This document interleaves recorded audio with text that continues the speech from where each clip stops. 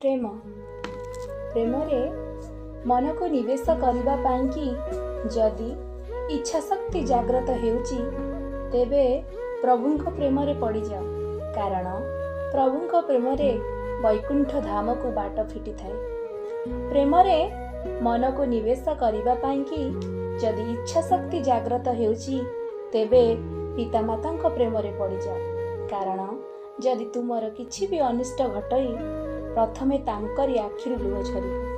प्रेम रे मन को निवेश करबा पाई कि जदि इच्छा शक्ति जाग्रत हेउची तेबे देश प्रेम रे पड़ी जाओ।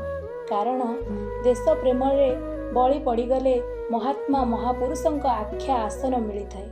प्रेम रे मन को निवेश करबा पाई कि जदि इच्छा शक्ति जाग्रत हेउची तेबे गोरा रूप बिलोकी नुह। कारण सुंदरता क्षणस्थायी चिरस्थायी नुह। मन बिलोकी अढ़ई अक्षर प्रेम को आलिंगन करबा उचित।